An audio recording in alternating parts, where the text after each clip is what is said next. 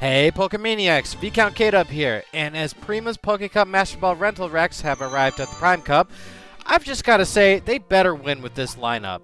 So far they have a flawless record, but are these picks truly a match made in heaven? Only one way to find out. On with the Gauntlet. Alright, let's kick off the Prime Cup against Last Terry, whose team, again, bears a striking resemblance to the Pokefan female team from Great Ball and Master Ball. You know, you got that grass, water, and electric, accompanied by normal types.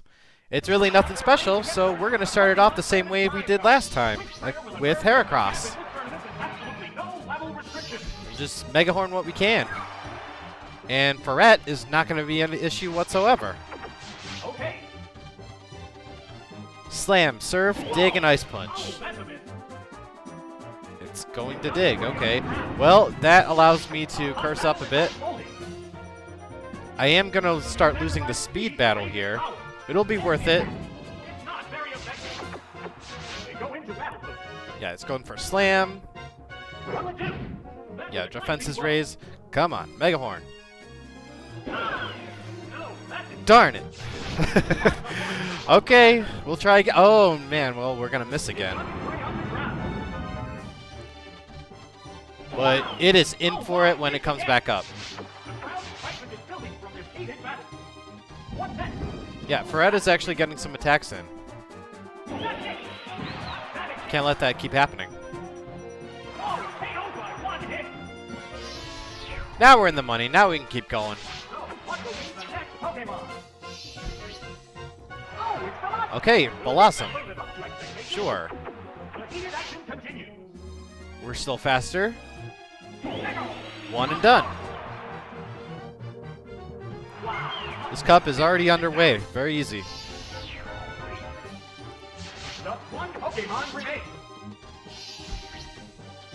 Lastly, it's Ferrocept. Now, this thing has Zap Cannon, Thunder Wave, Light Screen, and Fire Punch. And with my Megahorn missing, okay, it'll set up a Light Screen, which means I do get a shot with Megahorn. But Ampharos has high special attack. Another miss. And I got burned.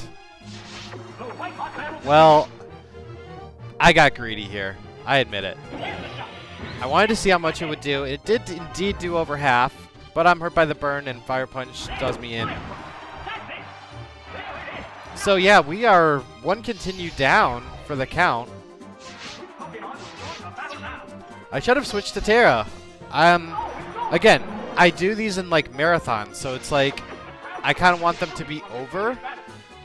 That's why I'm kind of glad the continues really don't reflect their record. There are no more remaining Pokemon. Only if they lose. Hey, good job, Terra. You beat Last Terry.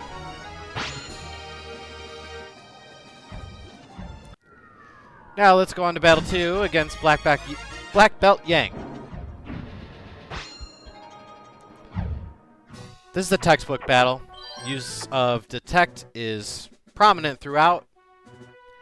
You just gotta know that he's gonna use it first and waste his turn. So to that I say Alakazam. Now this is a free turn no matter what, because not only is he using Detect, but he's also confused.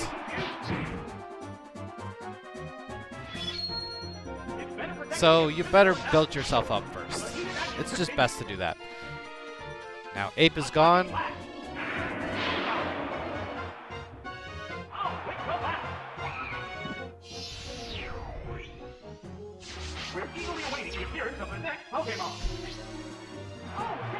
Chan comes out. Now just to be sure, I just wanted to use Psychic anyway, because sometimes, very rarely, if he knows he's going to lose a Pokemon, he will just go for an attack. I might be thinking of the Fire Breather in the Master Ball round with that weird Arcanine that doesn't know a fire move, but it knows extreme speed. Anyway, Chan's down. Next.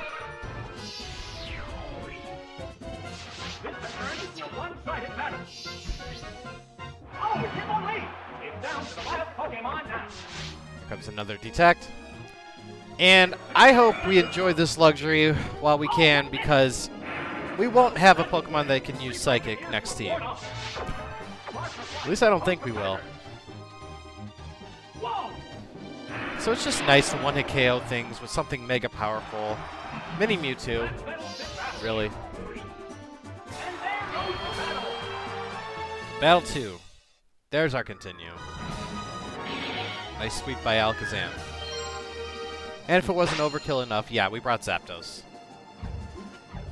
I brought Sammy to take on the Wobbuffet. Toxic it down. Birdkeeper Adam is boasting all flyers, so Houndoom and Zapdos are definitely going to see play.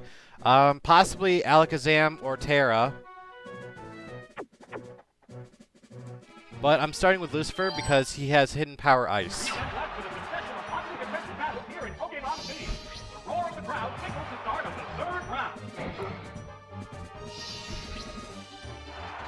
And Charizard's a good fit. He can take fire attacks too.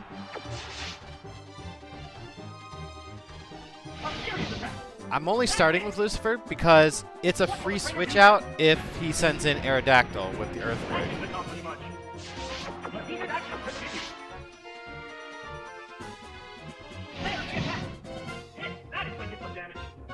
Okay, we'll just keep trading attacks here. Of course, critical hit. Uh-huh. It's not stacked anyway. Yeah, Hidden Power Ice does its job.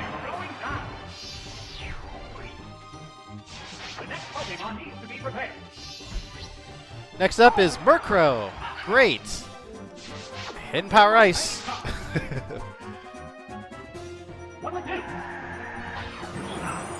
And it's enough for one-hit knockout. Next. It's Gligar, who's even more vulnerable to Hidden Power Ice. This battle's over. It'd be over anyway, because that Gligar can't use an Earthquake like mine can. Thank you, Stadium Prizes. Another textbook battle down.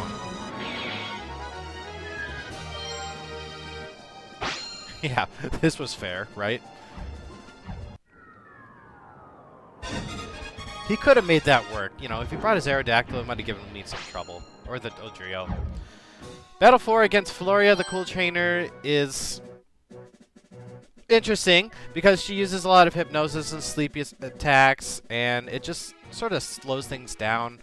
But I have 2 Rest Talkers ready to be put to sleep, so it really doesn't matter what she sends at me.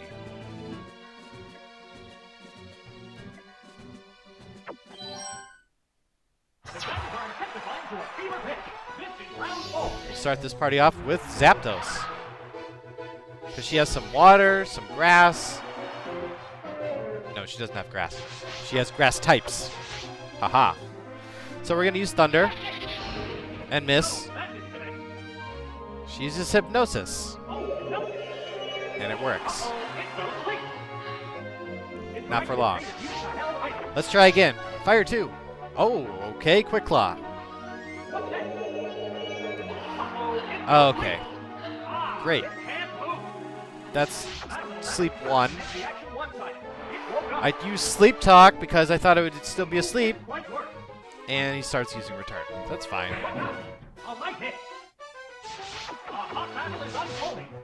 Okay, Thunder, come on. There we go. Nice paralysis, too. Can't Hypnosis hit? Miss. It's hit 3 times. Another Quick Claw. We'll use Rest Talk. Or Sleep Talk, sorry.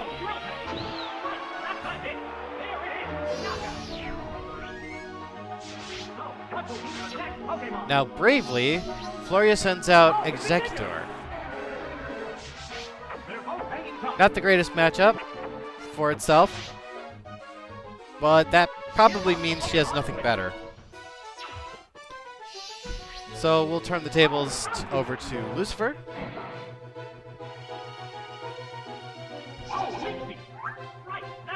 Seed, who cares? She can no longer put me to sleep, so we're gonna use Flamethrower.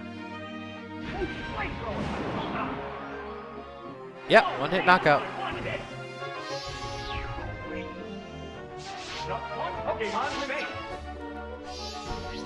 And she saved Poliwrath. Okay, so this thing does have Surf, but it doesn't have Belly Drum, which is nice. So it can't like raise its attack and while I'm sleeping and whatnot. So I have no qualms about switching over to Zapdos. How much does Surf do? 80 damage. Now I'm still sleeping. It was Sleep Talk 1. This is rest or Sleep 2. I did think I was going to wake up there. Sleep 3 is a little rarer. But no, we're up. But we need to rest again. And now we can calculate exactly how long we are going to sleep, which is 2 turns. Meanwhile, he can surf as much as he likes. Come on, Sleep Talk Lotto. Thunder! And... yep, it's enough. The first half of the Prime Cup is completed. And we have 3 continues. Not bad.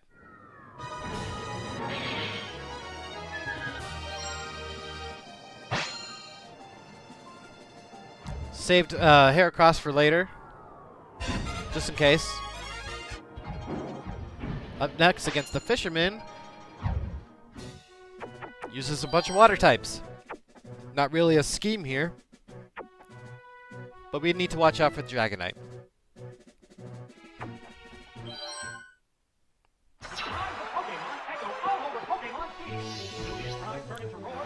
So, we'll fight Special Attack with Special Attack and send out Alakazam.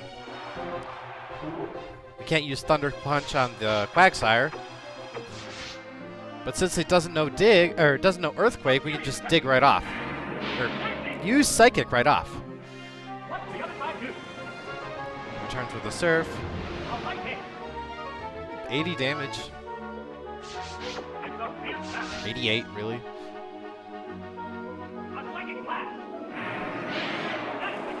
Okay, 1 down. Normally, Quagsire's the toughest to contend with. I know I said the Dragonite, but it kind of blocks all my electric attacks. Okay, so Lantern comes out. This thing is kind of bulky. We'll keep Psychicking away. Ooh, critical hit. Oh, okay. Surf, no problem. Did do a little more, though.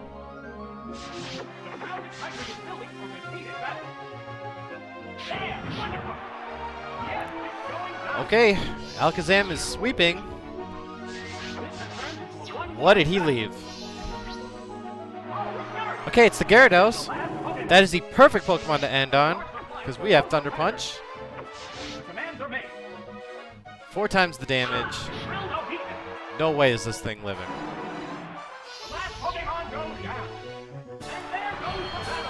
Alright, 5 battles down. Going quickly. We just have all the right attacks for the right scenarios. I mean, yeah, I'm calling the first Pokemon right most of the time, but it's like, you know, it's just pays to be prepared, and that's what these rental picks are for. Up against Scientist Craig, however, we need to plan a little more strategically because he uses very fast, confusion-inducing Pokemon, and we need all the Bitter Berries and Miracle Berries we can get. So that means we're definitely going to bring Houndoom. We're definitely going to bring Hercule. And I believe I'm going to bring Zapdos, too, to the fight. So I'm just hoping for a critical hit right off against this Electrode because this is his worst one. He swaggers right away. Confusion doesn't work the first time thanks to the Miracle Berry. Let's hope this Flamethrower is a critical hit. And it's not. Terrible. Okay, so we're going to switch over to Zapdos because it needs to take up the swagger. The scientists will not budge. When it comes to confusion, if the computer has it and it's programmed to use it, like, they will use it. If you're not confused, they know. It's so annoying that way. So now I gotta switch over. And I know it's unwise to use up all of my berries right away to recover, but trust me, it's gonna be worth it. Electrode is the speediest one, and I can't slow anything down, except with the lucky Thunderbolt paralysis. So I'm paralyzed, not confused. I overcome paralysis, Mega Horn, and it hits. Okay, that's a major step.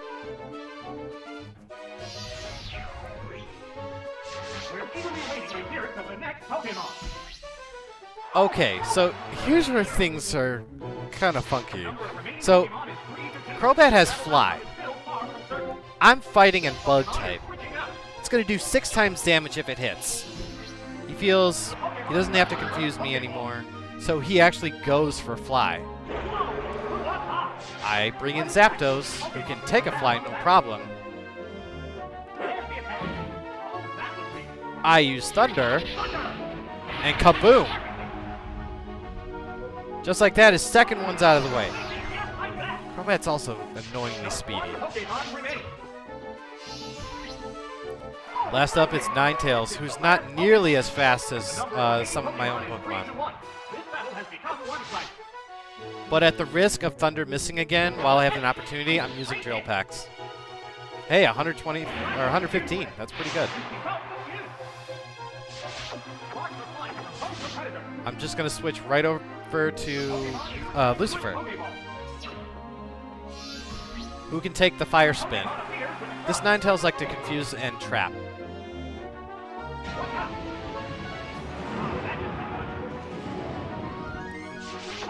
Who cares? I mean, I will in a minute. Because this Crunch did critical hit, and it's using Confuse Ray. But, I mean, Ninetales can't, like, dig or anything. It can only use Endure, Flamethrower, and Fire Spin. Okay, confused this time. We can take a Flamethrower. Not when we keep receiving crits all the time. Okay, things are looking worse. Can we overcome it? Yes, we're out of this battle. Perfect continue. Good effort by all three. Hercule really took one for the team there with the Zap Cannon paralysis.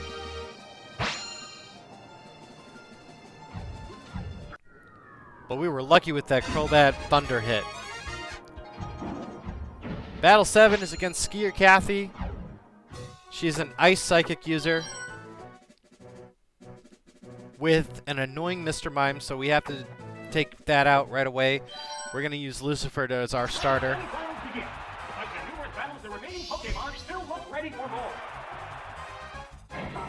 It can really take on most any of her Pokemon, really. Oh, okay, so she's starting with Lapras this time, which we're still prepared for. We can use Flamethrower.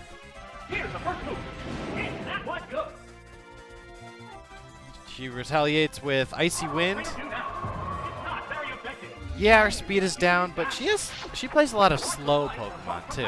So I'm gonna keep him in the game here.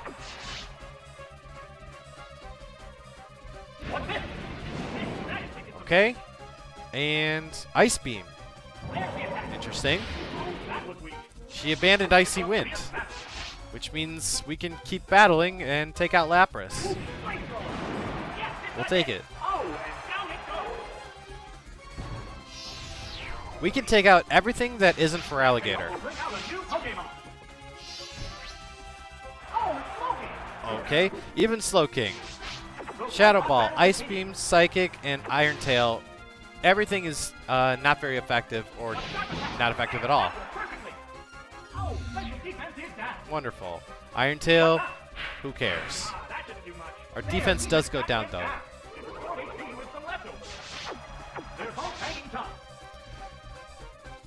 But your sped defense is down, too, so let's see what else she brought.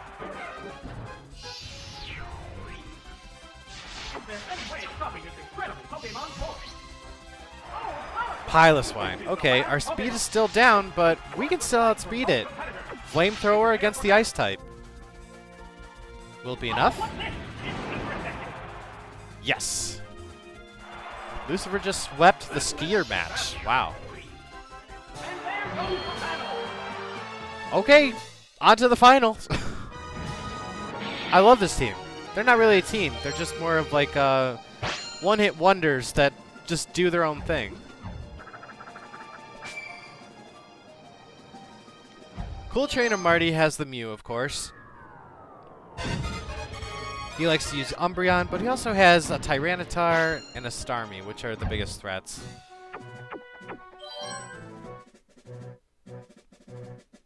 So we'll start this party off with Lucifer. And that'll go against the Mew. Should be able to take it out one way or another. And then it's up to chance, whatever he brought. It's kind of hard to pick. I would probably take, I'm bringing Hercule and Zapdos just because, you know, it's the last chance I have to use Zapdos in this run.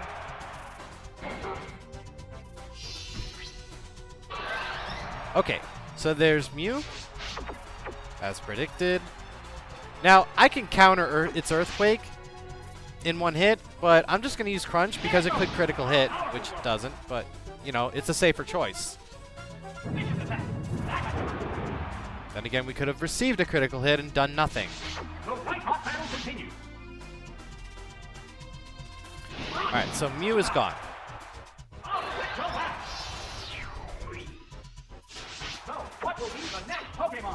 Up next is Tyranitar. Oh boy. He brought a big boy. Let's go on to... Actually, it's a girl. Let's go on to Hercule. Because we can use Mega Horn.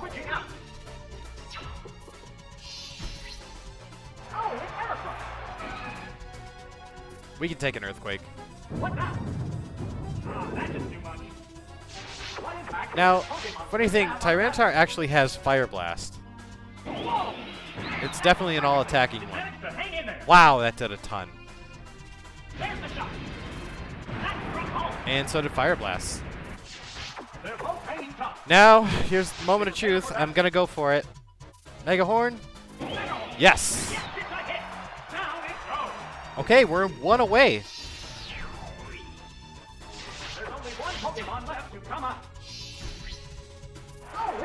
Lastly, it's Ursaring. I'm not even going to rest here. Let's just go for Mega Horn. No time to rest. Because Ursaring can use Slash and just get critical hits. Very powerful critical hits at that. With Stab Slash. This Ursaring's attack is like off the charts. I swear it's stronger than mine. And it has leftovers. So we're just going to move on to Lucifer. Use Flamethrower. Will it be enough? Yes. Announcer agrees. And that's it. Prima's Poke Cup Master Ball Recommendations has conquered the Poke Cup and the Prime Cup flawlessly. Incredible job, you guys. Sorry we had one or two casualties along the way. Let's analyze the run. Alright, let's chalk up another win for the Rental Rex, who have had a pretty solid run so far. The only team that's lost was the Great Ball Rec team, but they did better the record and keep it as the teams advanced. But to answer the question this series sets out to ask, is this team viable? Well, that's difficult to say. Every trainer is different and raises their Pokemon differently. There's not really a lot of synergy move-wise among them that I can observe as a trainer or battler.